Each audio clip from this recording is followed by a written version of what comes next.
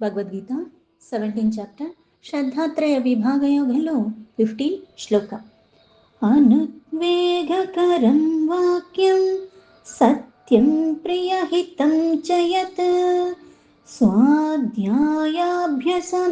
చైవ వాగ్మయం తప ఉచ్యతే. ఏదైతే ఇంతకు ముందు శ్లోకాలు శారీరక తపస్సు గురించి చెప్పాను, ఇక్కడ వాక్కు రూపంలో చేసే తపస్సు గురించి చెప్తున్నాను. ఆ వాక్కు ఎలా ఉండాలి, ఎలా ఉండకూడదు అన్నది. అందుకే ఈ మొదటిది ఏంటి అంటే అనుద్వేగకరం.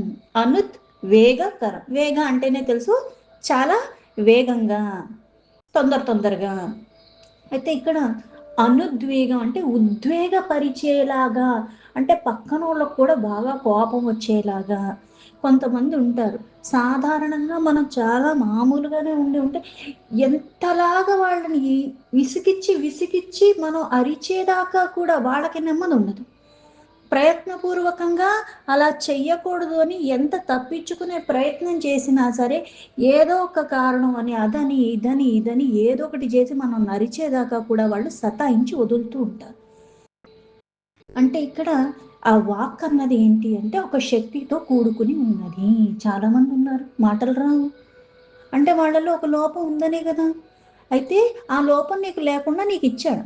అయితే ఇక్కడ మనకి ఎప్పుడైనా నీరసం వచ్చినప్పుడు మనం గమనించుకుంటే తెలుస్తుంది, మాట్లాడటానికి కూడా ఒక శక్తి కావాలి. దాన్ని నువ్వు విచ్చలవిడిగా వాడేసుకుంటున్నావు, ఎందుకంటే దానికి పెద్ద ఖర్చు లేదు కదా. ఫోన్ కంటే ఇన్కమింగ్ అవుట్ గోయింగ్ అన్నది మనకి కాస్ట్ పడుతుంది అన్నప్పుడు దాన్ని సరిగ్గా వాడుకుంటూ ఉంటాం. ఇన్కమింగ్కి కాస్ట్ లేదు, అవుట్ గోయింగ్ అంటే నీకు పడుతుంది. అందుకని ఎవరన్నా చేసినప్పుడు పనికి వచ్చేది పనికి రాంది మాట్లాడుతూనే ఉంటాం. అయితే మాట్లాడు, తప్పులేదు, కానీ ఎలా మాట్లాడాలి అంటే అనుక్షణం ఇది ఎప్పుడూ మన మదిలో మెదులుతూ ఉండాలి. ఉద్వేగం కలిగించనిది అంటే నువ్వు మాట్లాడేటప్పుడు నువ్వు అలా మాట్లాడకూడదు, నీ మాటలు తీరుబట్టి అవతల వాడు కూడా అట్లాగా ఏమీ కలగకుండా ఉండేలాగా నువ్వు మాట్లాడాలి. అందుకే అనుద్వేగకరం, ఉద్వేగం కలిగించే విధానంగా నీ మాటలు ఉండకూడదు. అందుకే వాక్యం సత్యం. ఈ వాక్యాలు అంటే మాటలు, అక్షరాలు పదాలుగా మార్చుకుని మనం స్పష్టంగా ఒక శబ్దం ద్వారా దాన్ని వ్యక్తపరుస్తూ ఉన్నాము. అదే మాట మన బాణీలో కోపం వస్తే ఒకలాగా ఉంటుంది, బాధలో ఉంటే ఒకలాగా ఉంటుంది, సంతోషంలో ఉంటే ఒకలాగా ఉంటుంది. అంటే నువ్వు ఏ ఉద్వేగంలో భావంలో ఉన్నప్పటికీ కూడా అది ఏదైతే వ్యక్తపరుస్తున్నావో బయటకి వాక్కు రూపంలో, అది ఎప్పుడూ నీకు ఉద్వేగం కలగకూడదు, అవతల వాళ్ళకి కూడా నీ మాటల ద్వారా ఉద్వేగం కలగకుండా నువ్వు మాట్లాడాలి ప్రయత్నపూర్వకంగా. పైగా ఈ మాట్లాడే మాటలు ఎటువంటివి ఉండాలంటే సత్యం, అంటే నిజం మాట్లాడాలి. నీకు అనిపించిందల్లా నిజం అనుకోవటం మళ్ళీ అజ్ఞానం అవుతుంది. ఉన్నది ఉన్నట్టుగా, చూసిందల్లా నిజం కాదు, విన్నదల్లా నిజం కాదు. అంటే ప్రతిదానికి నువ్వు వెంటనే రియాక్ట్ అవ్వకుండా దాన్ని అవగాహన చేసుకుని దాన్ని అర్థం చేసుకునే ప్రయత్నం చేస్తూ ఎంత మాట్లాడాలన్న పరిమితిలో మాట్లాడాలి. అందుకే అనుక్షణం ఇలాగ అవతల వాళ్ళకి ఉద్వేగం కలిగించేలాగా ఉండకూడదు, నువ్వు కూడా అటువంటి ఉద్వేగం కలిగి ఉండకూడదు. సత్యాన్ని మాట్లాడాలి, ఆ సత్యాన్ని ఎప్పుడు విడిచిపెట్టకూడదు. ఈ సత్యమే మాట్లాడుతున్నప్పటికి కూడా ప్రియహితం చేయత్. ప్రియహితం అంటే పక్కన వాళ్ళకి బటరింగ్ పూసినట్టుగా మాట్లాడమని కాదు. అంటే ఇక్కడ ప్రయోజనకరమైన మాటలైతేనే మాట్లాడు, లేకపోతే మౌనంగా ఉండటం చాలా ఉత్తమము.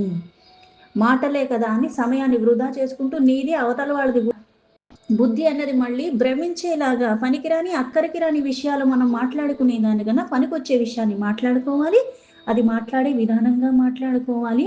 ప్రతి క్షణం చాలా అమూల్యమైనది. మరుక్షణం ఏమవుతుందో నీకు తెలీదు. ఈ క్షణం వృధా చేసావంటే మళ్ళీ అది నీకు రాదు. ఒక్కొక్క సంవత్సరం మనకి పుట్టినరోజులు వస్తున్నాయంటే అన్ని ఏళ్ళు గడిచిపోయినాయి అర్థం, అవన్నీ మళ్ళీ వెనక్కి రావు. నాకు 70 ఇచ్చాడో 60 ఇచ్చాడో 50 ఇచ్చాడో అంతే ఉంది నా వయసు. అది దాటిపోయిన తర్వాత చేజారిపోయిన తర్వాత నేనేవి చెయ్యలేను. అయితే ఇది ఎలా అయితే శరీరం ఉంది, ఈ శరీరం నుంచి కొన్ని వ్యక్తపరుస్తున్నాయి. ఇక్కడి నుంచి నాకు అది తీసుకురావాలి ఇక్కడికి అంటే నేను ఇక్కడి నుంచి వెళ్ళి నేను తీసుకురాక్కర్లేదు. నేను మాటల ద్వారా వ్యక్తపరిస్తే ఆ మనిషి కూడా నాకు తెచ్చిస్తాడు. అతను నాకు చెయ్యాలి అనుకూలంగా అన్నప్పుడు పైగా నేను అతనికి కూడా ఇంకోటి ఏదైనా చెయ్యాలి కదా. అంటే ఇచ్చే పుచ్చుకోవటం, ఈ మాటల రూపంలో కూడా నువ్వు మాట్లాడేది ఎలా ఉండాలంటే వాళ్ళకి ఉద్వేగం కలగకుండా వాళ్ళకి హితం చేసేది, మంచి చేసేది, ప్రయోజనము. హితకరంగా ఉండేది. ప్రయోజనం అంటే ఏంటి అంటే అడ్డదిడ్డంగా వచ్చే లాభాల గురించి కాదు చెప్పేది. నీకు తెలియంది, నాకు తెలిసింది, నీకు పనికొచ్చేది నేను చెప్పటం. అంతేగాని అక్కడికి వెళ్ళాను కాబట్టి ఆ మాటలు తీసుకొచ్చి నీకు చెప్పటం, మళ్ళీ ఇక్కడివి తీసుకెళ్ళి వేరే దగ్గరికెళ్ళి చెప్పటం, ఇట్లాంటియన్నీ చెప్పటం మానేసుకోవాలి. మన ఆరోగ్యం బావుంటుంది, అవతల వాళ్ళ ఆరోగ్యం ఇంకా బావుంటుంది. అందుకని హితకరమైనవే మాట్లాడాలి, ప్రయోజనకరమే మాట్లాడాలి. అయితే ఏదైతే ఇవన్నీ ఎలా వస్తాయి? స్వాధ్యాయ అభ్యాసనం. స్వాధ్యాయ ఇది మళ్ళీ మనకి ఆదిశంకరాచార్యులు రాసిన సాధన పంచకంలో ఉంటుంది.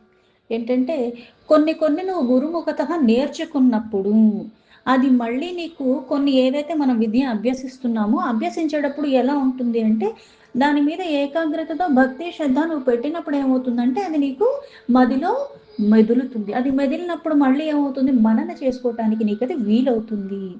ఇక్కడ మళ్ళీ స్వ అధ్యాయ అంటే ఆ విద్యని ఏదైతే నువ్వు నేర్చుకున్నావో వేదపరమైనది అది మళ్ళీ నువ్వు వచ్చి ఎలా అయితే స్కూల్లో టీచర్ చెప్తుంది, చెప్పిన తర్వాత ఇంటికి వచ్చి మళ్ళీ వాడు దాని అభ్యాసం అంటే ప్రాక్టీస్ చెయ్యటం చేస్తేనే దాని మీద వాడికి గ్రిప్ వస్తుంది, పర్ఫెక్షన్ అప్పుడు వస్తుంది. విన్న వెంటనే మనమేమి వివేకానందులం కాదు, ఆదిశంకరాచార్యులం కాదు. చూసిన వెంటనే గ్రహించేయడానికి అన్నీ మనకి రావు, ప్రయత్నం చేస్తూ ఉండాలి. ఇక్కడ స్వాధ్యాయ అంటే నువ్వు ఎరుకలో ఉండి దాన్ని అభ్యసించాలి.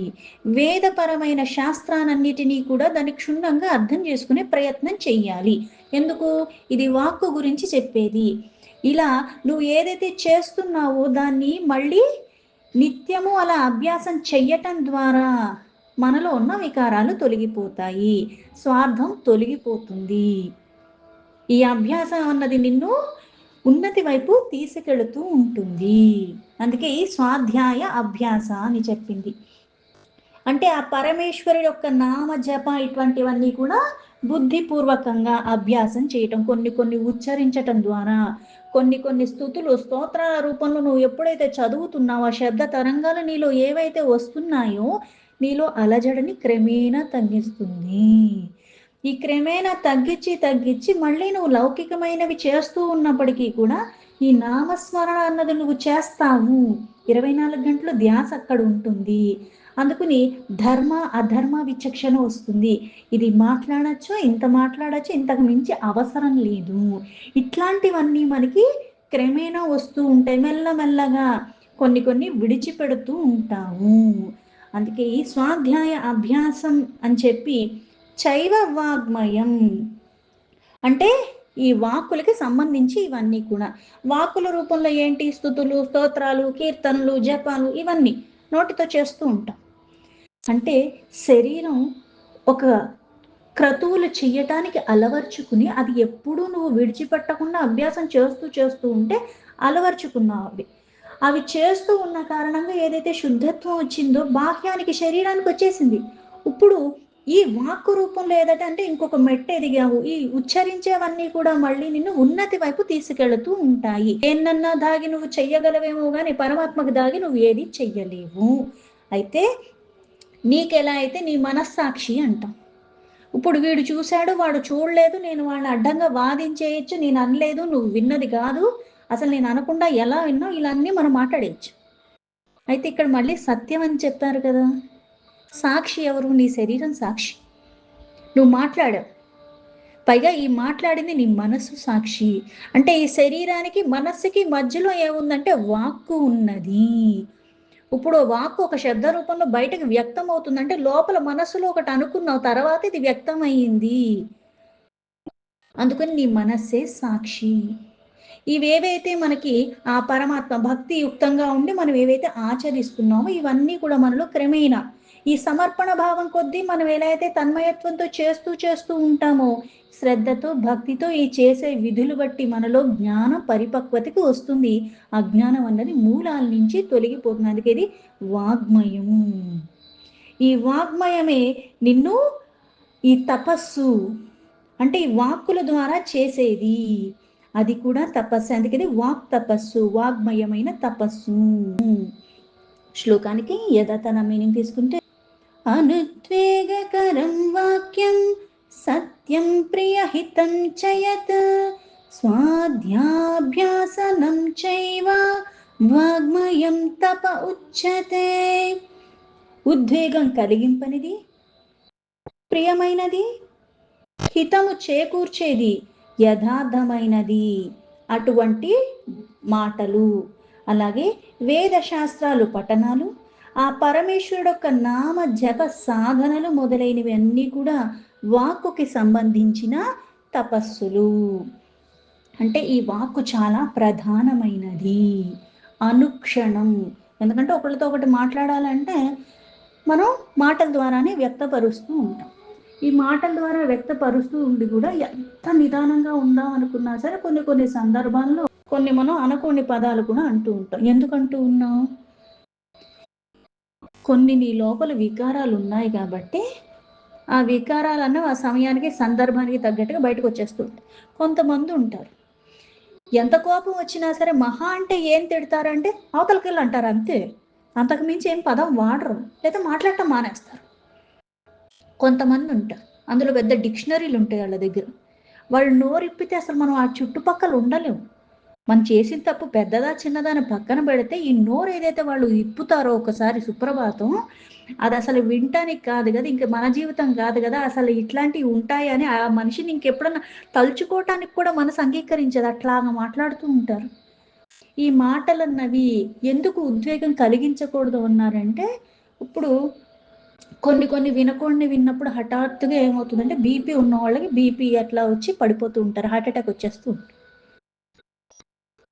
కొంతమంది ఇప్పుడు టీవీ న్యూస్ రీడర్స్ ఉంటారు, వాళ్ళు పాపం చావు కబరైనా అలాగే చెప్పాలి, సినిమాలో ఏదో నటించినేసినట్టుగా బాధ వస్తే ఒకలాగా వ్యక్తపరిచి, సంతోషం వస్తే హహహహ అన్నట్టుగా వాళ్ళు అట్లా చెప్పకూడదు.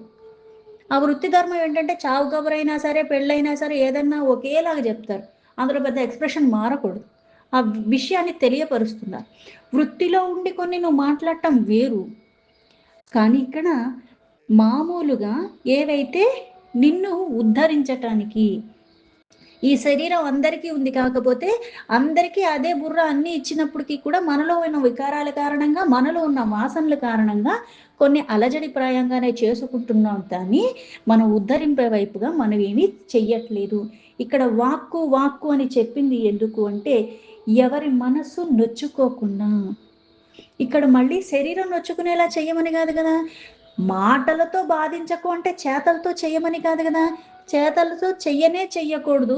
చేతలతో ఇప్పుడు మనం ఏదన్నా సరే శారీరకంగా ఒకరిని ఒక గాయం చేశాము అనుకుందాం, ఒకటి కొట్టాను, రెండు కొట్టాను, అది కొన్నాళ్ళకి పోతుంది, వాళ్ళు మర్చిపోతారు. శరీరం తగిలింది దెబ్బ కొన్నాళ్ళకి పోతుంది, కనుమరుగైపోయింది అన్నట్టుగానే ఉంటుంది.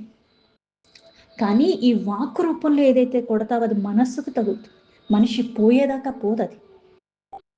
అందుకే వాక్ బాణము అంటారు. బాణంతో కొట్టిన దానికన్నా పెద్ద గాయం చేస్తూ ఉంటుంది, ఆ మనసు అన్నది విరిచేస్తూ ఉంటుంది.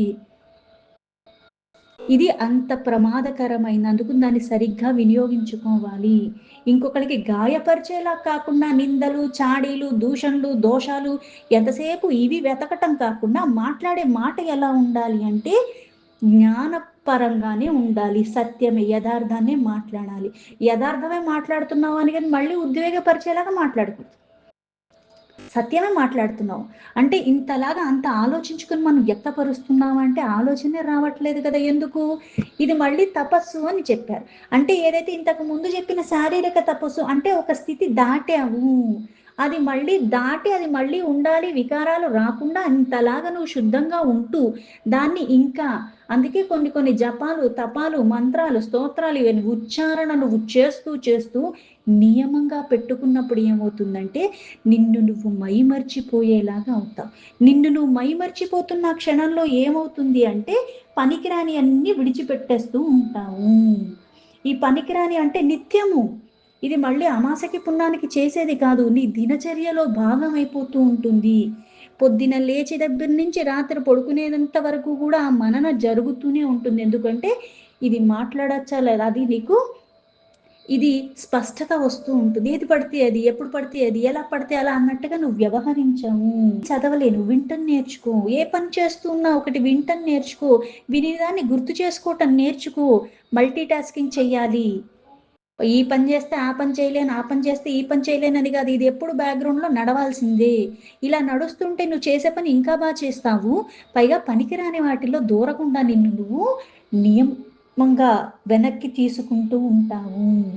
ఎందుకంటే జ్ఞాన, కర్మ, భక్తి, ధ్యాన ఇవి సులభతరంగా అంటే ఒకటి వింటము, ఒకటి చదవటము, ఇలా ఈ పారాయణాలు, శ్రవణాలు, మననాలు ఇవన్నీ ఎందుకు చెప్పారు అంటే జ్ఞానాన్ని నువ్వు తీసుకోవటానికి నీకు పాత్రత కలగజేస్తుంది. అది మళ్ళీ నీలో స్థిరంగా ఉండటానికి. ఇది నీకు మళ్ళీ ఒక పాత్రలాగా నిన్ను చేస్తూ ఉంటుంది. అందుకే కాఠిన్యము, కపటము, కుళ్ళు, కుతంత్రాలు, ఎగతాళి చేయటము, నవ్వుల పాలు చేసేలాగా, అవమానించేలాగా మాట్లాడటం, పైకి వెన్న పూసినట్టే మాట్లాడతారు గానీ, లేనియన్నీ మాట్లాడుతుంటారు. ఎందుకంటే నీతో ఒక పనుంది గాబట్టి, నీతో ఆ పని చేయించుకోటానికి. అవి ఈ కేటగిరీలోకి రావు. సత్యం మాట్లాడాలి. పైగా నీకు వాళ్ళతో పనుంది గాబట్టి అచ్చిక ముచ్చగా మాట్లాడటం కాదు. నువ్వు చేతనైతే ఎవరికన్నా మళ్ళీ హితకరమైనవే అని మాట్లాడాలి. ఎక్కడెక్కడికి ఈ శరీరాన్ని తీసుకెళుతున్నానో దాని ప్రభావం నా శరీరం మీద పడుతుంది. ఇది మళ్ళీ నేను చేసే వాటి మీద కూడా పడుతుందన్న ఎరుకలో ఉండాలి. అంటే శాస్త్రాన్ని ప్రమాణంగా తీసుకుని వాగ్దోషాలు అన్నిటినీ తొలగించేస్తూ ఉంటుంది. వాక్ అన్నది ఎలా ఉండాలి అంటే నీకు ఇక్కడి నుంచి ఇంకో దగ్గరికి తీసుకెళ్ళటానికి ఇదొక వాహనం లాంటిది. అందుకే ఇది వాచిక తపస్సు. ఇవి ఎలా అయితే మనకి మాట్లాడేటప్పుడు అందులో మళ్ళీ ఈ ఒత్తుకు ఆ ఒత్తు, ఆ ఒత్తుకి ఈ ఒత్తు అన్నది ఎట్లయితే శబ్దంలో మళ్ళీ తప్పు అన్నది వస్తూ ఉంటుంది. అంటే ఇది పదం అది కాదు అని మనం ఎలా అయితే ఇంకొకళ్ళకి తప్పు చెప్తుంటే అలా కాదు ఇలా అని చెప్తాం. అలాగే ఈ వాచక తపస్సు ఏం చేస్తుంది అంటే నీలో ఉన్నవి సరిచేస్తూ ఉంటుంది. ఆ గుణములు మారుతూ ఉంటాయి. ఈ గుణములు మారే కొద్దీ అందుకే సాంగోపాంగ అంటారు. అంటే ఒకదాన్ని నేర్చుకుంటున్నాం అంటే దాని ఉపాంగాలు బోల్డ్ ఉంటాయి. శౌచమే అని ముందు చెప్తాను. ఈ శౌచం ఏంటి అంటే మళ్ళీ చూస్తే శారీరకమైనదే కాదు, అంతరంగికంగా శౌచంగా ఉండాలి. ఈ శరీరం పైకి ఏమైతే ఉన్నాయంటే కాళ్ళు, చేతులు, ముక్కు, మూతి ఇవి కనిపిస్తున్నాయి. లోపల ఆ మనస్సులో మెదిలేవి అంటే నీ ఆలోచనలు దాన్ని ఎలా శుభ్రం చేసుకుంటావు? ఉచ్చారణ ద్వారా శుభ్రం అవుతుంది. పనికిరానివన్నీ అందులో రానీకుండా చేస్తూ ఉంటావు. అందుకే ధ్యానం చేసేటప్పుడు నీకు అలవాటు లేకపోయినా ఒక దగ్గర కూర్చోవటం అలవాటు చేయాలి శరీరానికి. కూర్చున్న తర్వాత 5 నిమిషాలు, 5 నిమిషాలు, 5 నిమిషాలు. ఎటువంటి ఆలోచనలు వచ్చినా సరే, ఎలా అయితే నేను ఇక్కడ కూర్చున్నాను కదా, ఇది చేస్తున్నాను కదా అని నా లోపల ఉన్న అవయవాలన్నీ కూడా వాటి పని అవి చేయటం మానేస్తున్నావా? అవి చేసుకుంటున్నాయి.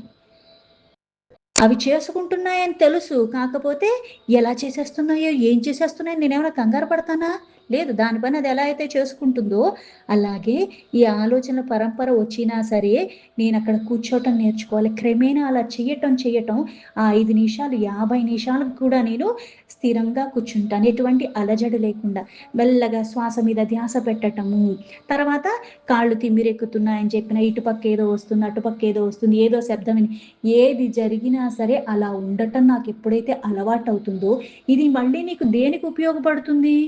నీ చుట్టూ ఉన్నవన్నీ ఎప్పుడు నీకు అనుకూలంగా ఉండవు. చుట్టూ ఉన్న జనాలు అనుకూలంగా ఉండరు. నేనేదో ఒకటి చదువుకుంటున్నాను కదా అని అందరికీ అది అర్థం అవుతుందా అంటే అర్థం అవ్వదు. పోనీ నేను ఇది చదివేసుకుంటున్నాను కదా! వాళ్ళకి తెలీదు కదా! చెప్పేద్దాం అంటే ఇనేవాడు కూడా ఎవ్వడు ఉండడు. నువ్వు ఇది చెప్తూ ఉన్నా ఇంకోదేదో మాట్లాడుతూ ఉంటారు మధ్యలో. అంటే ఇక్కడ నాకిది అక్కర్లేదని వాళ్ళు చెప్తూ ఉన్నారు. నేనేం చెప్తున్నాను? నువ్వేం ఇవన్నీ మనం అనక్కర్లేదు. ఇది వీళ్ళకి తగినది కాదు. అందుకే వాళ్ళ బుద్ధి దీని వైపు రావట్లేదని దాన్ని నువ్వు అక్కడితో విడిచిపెట్టేయటం. అట్లాంటి వాళ్ళకి రుద్దక్కర్లేదు. అలాగే ఈ వాక్కుల రూపంలో కూడా ఏవైతే మనకి యోగ్యతని అనుసరించి అన్నీ చేయటానికి అందరికీ యోగ్యత కాదు. అలాగే అన్నిటికీ అర్హత లేదు. అర్హత, పాత్రత సంపాదించుకోవాలి. ఈ స్మృతులు, పురాణాలు, స్తోత్రాలు ఇవన్నీ చదవటం. అందుకే ఇది మళ్ళీ ఎలాగ అధ్యయనం ఎప్పుడు చేస్తావు? ఒకడి దగ్గర నేర్చుకుని చేస్తావు. లేకపోతే దానికి ఇంత నియమమైన సమయాన్ని పెట్టుకుని దాన్ని మళ్ళీ 10 సార్లు, 20 సార్లు, నెల రోజులు, లేకపోతే 6 నెలలు అలా నువ్వు చదువుతూ ఉండి తర్వాత ఏం చేస్తావు? దాని అర్థంలోకి వెళతావు. అలాగే ఆ పరమాత్మ యొక్క గుణగానాలు, కీర్తనల రూపంలో లీలా వైభవాలు ఇవన్నీ ఉచ్చరిస్తూ ఆ తత్వాన్ని ఎప్పుడైతే నువ్వు ఆస్వాదిస్తూ ఉంటావో, ఆ స్తుతించకుండా ఉండలేని స్థితి, అది తెలుసుకోలేకుండా ఉన్నానే ఇన్నాళ్ళు అని మళ్ళీ ఇందులో ఇంత భావం ఉందో నాకు ఇప్పుడు దాకా తెలియలేదే. ఇలా నువ్వు ఎప్పుడైతే ఒక నియమం పెట్టుకొని అలా నియంత్రించుకొని వెళుతూ ఉంటావు, ఈ శుద్ధత్వం వచ్చే కొద్దీ మనకే సింప్టమ్స్ ఒక జబ్బుంటే ఎలా తెలిసిపోతూ ఉంటాయో, ఏంటి తెలుస్తుంది అంటే నీకు సంబంధం లేని వాళ్ళు కూడా నీకు మళ్ళీ ఏదో ఒక సందర్భంలో ఆ మనిషి నీకు చాలా ఏళ్ళ గురించే తెలిసుండొచ్చు. కానీ ఇటువంటిది ఎప్పుడు ఇద్దరి మధ్యలో సంభాషణ రాలేదు. ఇట్లా నువ్వు ఎప్పుడైతే నిన్ను నువ్వు సిద్ధపరుచుకుంటూ శుద్ధత్వం వైపు వెళుతూ ఉంటావో, వాళ్ళు పిలిచి మరి ఒక జ్ఞానాన్ని నీకు అందజేస్తారు. ఎందుకంటే ఆ పాత్రత నీకు వస్తే పరమాత్మ ఏదో ఒక రూపంలో నీకు ఆ సమయం రాంగానే నీకు అందిస్తాడు. పుచ్చుకోవటానికి నువ్వు సిద్ధంగా ఉండాలి. ఇవన్నీ నీకు ఆ శుద్ధత్వం ఇస్తే అంటే అంతర్గత శుద్ధి అన్నది వస్తుంది. అందుకే ఇది వాచక తపస్సు. అందుకే వాక్కుకు సంబంధించింది దాన్ని దోషం లేకుండా ఉచ్చరించటం ఎంత అవసరమో, అలాగే ఈ అంతఃకరణ అన్నది శుద్ధంగా ఉండి పవిత్రతతోనే పవిత్రమైనవే మాట్లాడటము. ఆ పనికిరాని వాటి గురించి ఎప్పుడూ కూడా మనము చర్చించకూడదు. కొన్ని వాటిని విడిచిపెట్టేయాలి.